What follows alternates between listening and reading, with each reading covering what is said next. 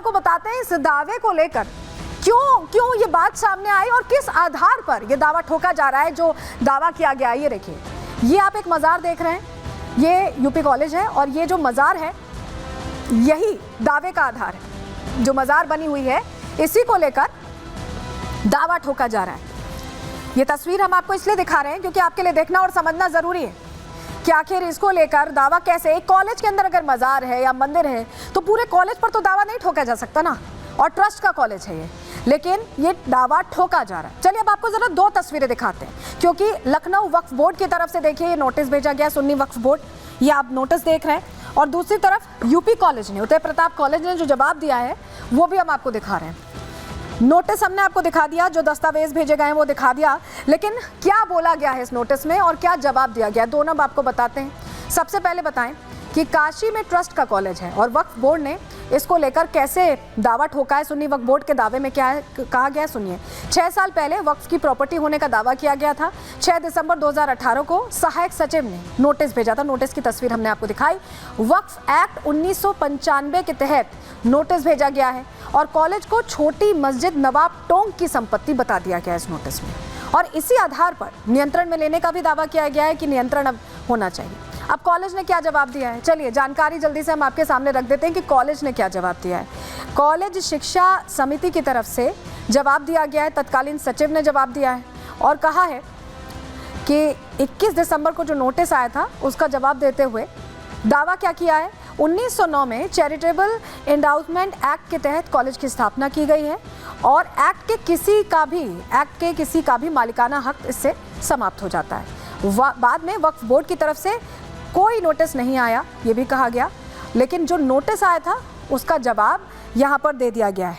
हमने पूछा भी वहाँ के प्रिंसिपल से, डीके सिंह जी हैं जो यूपी कॉलेज के प्रिंसिपल हैं, हमने उनसे पूछा क्योंकि आज क्या था, जुमे की नमाज थी और बड़ी संख्या में यहाँ पर लोग नमाज अदा करने पहुँचे थे, तो हमने ये भी ज़रा पूछा कि उन्हें क्या जानकारी, क्या उसके बाद भी कोई नोटिस आया इसको लेकर, वो क्या सोचते हैं। सुनिए ज़रा उनका जवाब, सुनिए इस पर। वक्फ बोर्ड ने उदय प्रताप कॉलेज वाराणसी को 6 दिसंबर 2018 को जो यहाँ पे एक मजार और मस्जिद है यूपी कॉलेज परिसर में, उस संबंध में उसकी जमीन के संदर्भ में एक नोटिस भेजा था कि क्यों न जो है इसको यूपी सुन्नी सेंट्रल वक्फ बोर्ड में पंजीकृत कर लिया जाए। ये लोग निर्माण कार्य कराना चाहते थे मस्जिद में और उसको आगे बढ़ाना चाहते थे, उस पर हम लोगों ने रोक लगाया। थाना अध्यक्ष शिवपुर को हमने सूचित किया, इनके पास कोई भी दस्तावेज मस्जिद के संबंध में नहीं है।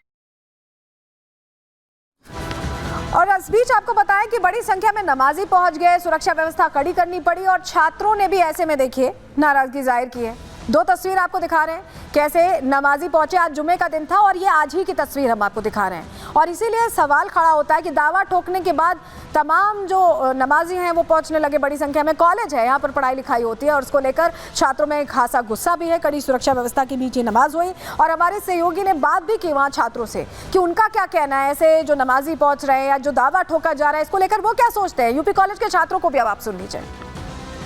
अब मज़ार में ये लोग ज़्यादा से ज़्यादा संख्या में नमाज पढ़ने आते हैं, इनको रोका जाए। जब तक इसका निर्णय नहीं हो जाता तब तक पुलिस प्रशासन से हम लोगों की मांग है कि इन लोगों को, जो ये हज़ारों की संख्या में लुंगी पहन के आते हैं, इन लोगों को रोका जाए।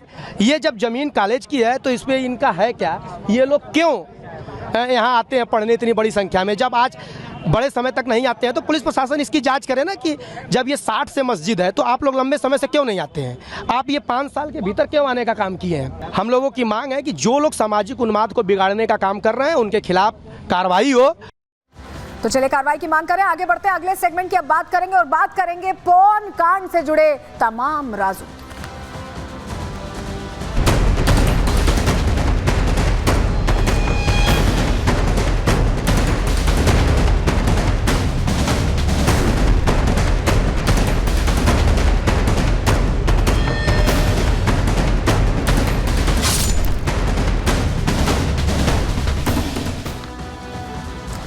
तो राज राज कुंद्रा एक बार फिर फंसते दिखाई दे रहे हैं, उनके साथ शिल्पा शेट्टी भी फंस रही हैं। ये जो कुछ हो रहा है, इससे पहले आपको बताएं कि राज कुंद्रा हमेशा से ही विवादों में रहे। पहली पत्नी को जब छोड़ा और शिल्पा शेट्टी से शादी की, तब पहली पत्नी में तमाम आरोप उन पर लगाए थे, शिल्पा शेट्टी पर लगाए थे। उसके बाद IPL कांड में फंसे थे राज कुंद्रा, जहां उन पर आरोप लगे थे सट्टेबाजी के। और उसके बाद आपको बताएं, अभी भी इसी पूरे प्रकरण में, पॉर्न कांड के ही प्रकरण में ये जमानत पर है और यही मामला अब इनके गले की फांस बनता दिखाई दे रहा है।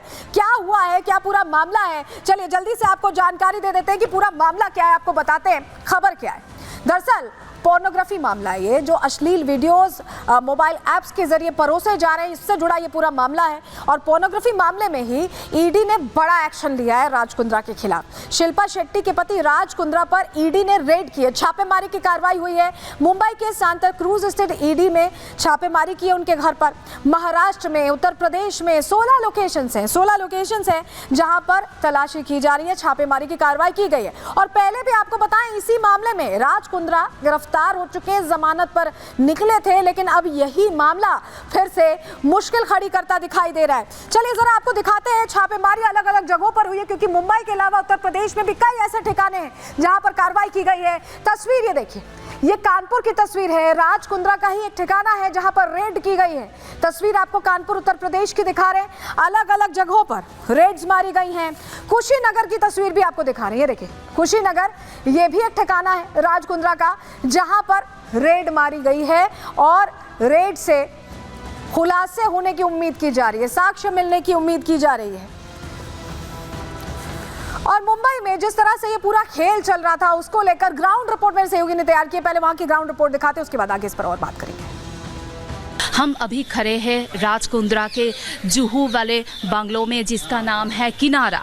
यहाँ पे ईडी का सर्च ऑपरेशन चल रहा है और आज सुबह 6 बजे से यहाँ पे सर्च ऑपरेशन स्टार्ट हुआ है। रेड ऑपरेशन चल रहा है ईडी का, जहाँ पे लिंक हो रहा है, यहाँ पे एलिगेशन है राज कुंद्रा के अगेंस्ट में, जहाँ पे ये रेड हो रहा है इसके घर में। ये एलिगेशन है जहाँ पे मनी लॉन्ड्रिंग का केस है, जो लिंक करता है production and distribution pornographic content via mobile operation. यहाँ पे इस जो एलिगेशंस है, इसमें यहाँ पे रेड चल रहे हैं। पूरे इंडिया में 15 लोकेशन पे ऐसे रेड चल रहे हैं, जहाँ पे मुंबई में राज कुंद्रा का ऑफिस है, उनका घर है, and the other hand Uttar Pradesh में वहाँ पे भी चल रहा है इस केस में जुड़े हुए ईडी का रेड ऑपरेशन। तो ये जो पूरा पॉर्न कांड से जुड़ी जानकारी आपको दे देते हैं। दरअसल फरवरी 2021 में पॉर्न रैकेट का भंडाफोड़ हुआ था, खुलासा हुआ था। टीवी एक्ट्रेस गहना वशिष्ठ का नाम इसमें सामने आया और पुलिस को उमेश कामत के बारे में भी पता चला। राज कुंद्रा की कंपनी में कामत काम कर रहे थे। उमेश कामत ही सारे वीडियोस लंदन भेजा करते थे। राज कुंद्रा के बहनोई प्रदीप बख्शी को दरअसल ये वीडियोस भेजे जाते थे और वीडियो राज कुंद्रा के ऑफिस से ही भेजे जाते थे। वीडियो प्रदीप बख्शी सारे वीडियोस अपलोड किया करते थे, ये जानकारी मिली। अब चार्जशीट के मुताबिक क्या कुछ और जानकारी सामने आई। उमेश के मोबाइल से देखिए 2 ग्रुप्स के बारे में पता चला। हॉटशॉट ऐप का अकाउंट और हॉटशॉट टेकन डाउन, ये 2 ग्रुप्स थे। इन दोनों ग्रुप का एडमिन भी राज कुंद्रा को ही बनाया गया था। जांच में राज और कंपनी कर्मचारियों के बीच चैट्स मिली, जिसमें खुलासा हुआ हॉटशॉट बॉलीफेम के कंटेंट हेड से बातचीत की भी चैट मिली। पेमेंट और यूजर्स रेवेन्यू के बारे में भी चैट हुई थी और जांच में कई मेल्स और इनकम टैक्स का ब्यौरा मिला था। जांच के बाद पता चला कि राज कुंद्रा ही मास्टरमाइंड थे, सारी चीज़ें वही ऑपरेट कर रहे थे। राज ही बहनोई के जरिए अडल्ट फिल्म अपलोड करवाया करते थे, अडल्ट फिल्म्स के बदले में पैसा भी कमाया करते थे। और पूरा खुलासा हो जाने के बाद ये पूरा मामला सामने आया और इसी मामले में अब फिर से ईडी की छापेमारी चल रही है। राज कुंद्रा के इन तमाम ठिकानों पर, मुंबई के उनके घर पर, उत्तर प्रदेश में कुल मिलाकर 16 ठिकानों पर यहाँ पर छापेमारी चल रही है और ऐसे में मुश्किल यहाँ बढ़ती ही दिख रही है राज कुंद्रा की। इस पर भी हमारी नजर रहेगी। इसी के साथ आज के लिए प्रहार में इतना ही। कल फिर हाजिर होंगे डिटेल रिपोर्ट के साथ, तब तक के लिए दीजिए इजाजत। नमस्कार।